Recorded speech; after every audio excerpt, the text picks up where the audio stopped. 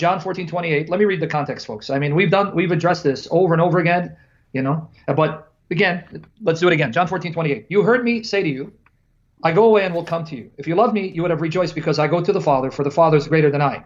So he says, rejoice that I'm going to the Father because the Father is greater than I. That statement will only make sense when you read it in its immediate and overall context. But first off, if you want to know what Jesus did not mean, when he says the Father is greater than I, he doesn't mean the Father is better than me ontologically. That the Father is God, I'm not, I'm a creature, so he's infinitely greater, better than me. How do I know that's not what the Lord is saying? In the same chapter, John 14, verses 12 to 14. John 14, 12 to 14. I'm just going to stick with the same chapter. And by the way, it's ironic. This is the very gospel that begins by introducing Christ as the eternal, uncreated word of God the Father, the one who created all things and brought all things into being, who gives life to all things, who became flesh for our redemption. Let's ignore the prologue and assume that John is going to contradict himself some 13 chapters later. But with that said, John 14, verses 12 to 14. Truly, truly, I say to you, he who believes in me will also do the works that I do. And greater works than these will he do, because I go to the Father. Guys, pay attention to that. This is John 14, 12 to 14. You will do greater works. Same Greek word, same English word. It's meizon in Greek. The works I do, you'll be doing, but you'll be doing greater works than these. Now, Jesus cannot mean that you're going to be doing better miracles than me, works that are superior in quality than the works I've been doing. He clearly means you're going to do the same works I've been doing, but a greater number. So right here in the chapter itself, the word greater doesn't mean something or someone who's greater, that's greater in quality, ontologically, but greater in volume, in number, in position and status. But now he explains why. Folks, he explains why they will be able to do greater works than he's been doing because I go to the Father. So the first question Christians should ask, what's the connection between the disciples doing greater number of the same works that Jesus did while he was on earth and him going to the Father? 13 and 14 gives you the answer. Whatever you ask in my name, I will do it, that the Father may be glorified in the Son. If you ask anything in my name, I will do it. So Jesus says, when I go to the Father, that's when you'll ask in my name, and I from heaven will hear your prayers, and I will be the one doing the works through you per your request. Now, before I comment on this, John 14:23, same chapter, John 14:23, Jesus answered him, if a man loves me, he will keep my word, and my Father will love him, and we will come to him and make our home with him. So folks, let's break this down. Jesus just said he's the hearer of prayer. Pray, I will answer your prayers. And Jesus claimed to be present personally with every true believer to the same extent and to the same degree that the Father is present with every true believer. This assumes that Jesus must be omnipresent. For him to dwell in communion and fellowship with every true believer, he must be omnipresent. He must be omniscient. He must know who the true believers are from the fake Christians.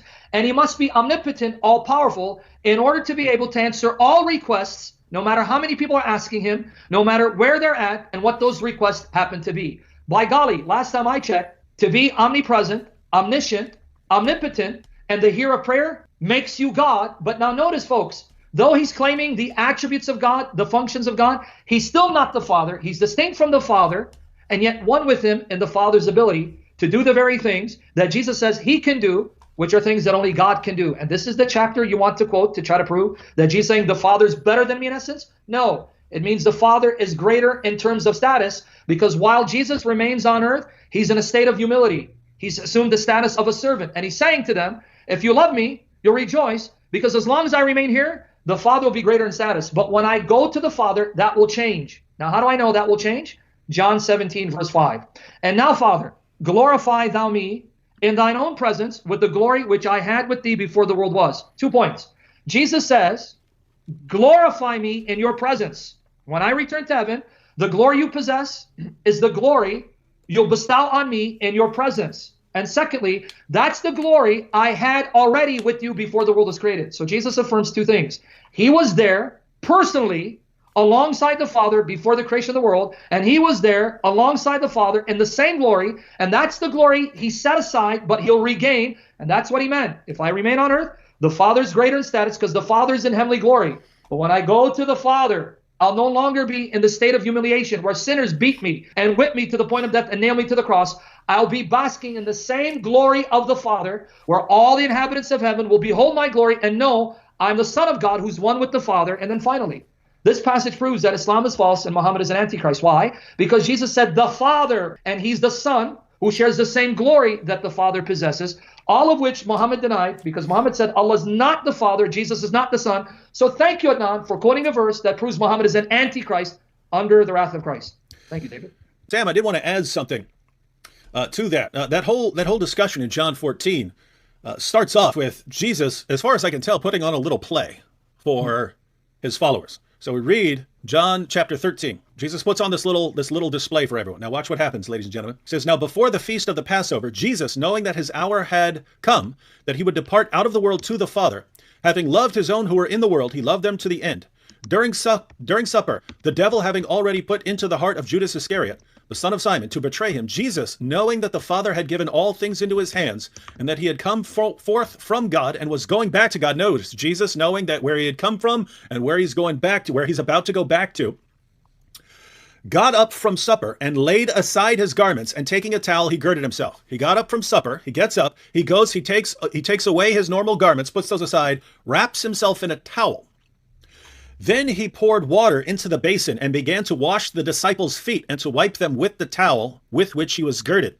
So he came to Simon Peter. He said to him, Lord, do you wash my feet?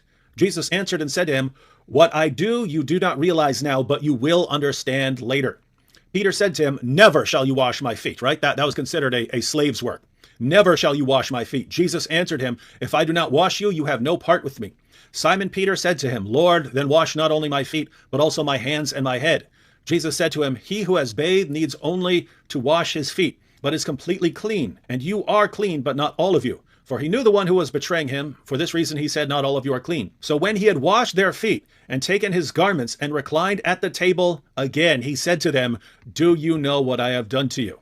Now notice that part. When he had washed their feet and taken his garments again and reclined at the table, then he said, do you know what I've done to you? Think about what Jesus does here, right? Because this whole passage that's about to follow this is about Jesus lowering himself into the world so he could do the work that he came to do and then return to where he was before. So notice what Jesus does right in front of his disciples. He takes off his normal clothes, wraps himself in a towel, and becomes like a slave who would wash your feet in someone's house. Then he washes their feet, and then he goes back and he puts his normal garments back on and says, you understand what I just did? Right? What's happening in the rest of this passage, as Sam's pointed out, is Jesus is saying, guys, do you really, have you not figured out where I came from? All right. He's claiming he is the way and the truth and the life. He entered this world because he had some stuff to do. Then he tells them that he's going away and all his disciples are broken up. Oh no, he's going away. We can't understand. What is this? What does this mean? And he's saying, look, don't you know if I go away, I'll be able to answer your prayers. Why? He's going back to where he came from, right? In other words, he had his status, his eternal status, Father, Son, Holy Spirit, and then he lowered himself, taking on the degrading form of a servant, just like he did in the little play before that, taking on the degrading form of a human servant. And then he tells his followers, guys, I'm leaving, I'm going back. And they're all broken up. And that's when he says, if you loved me, you'd be happy because my Father's greater than I. In other words, I told you I'm going back where I came from to the Father. You should be happy because look at me in this state. If you really, really loved me, you would want me to be in my exalted position where I am Lord and I answer your prayers. You would be happy at that. Instead, you're all upset. It's like you'd rather keep me here than having me glorified with the glory I had from before the foundation of the world. What's your problem here? So notice, ladies and gentlemen, that entire passage makes no sense if Jesus is a merely human prophet. Makes no sense. That passage makes no sense if Jesus is not the divine Son. Makes no sense.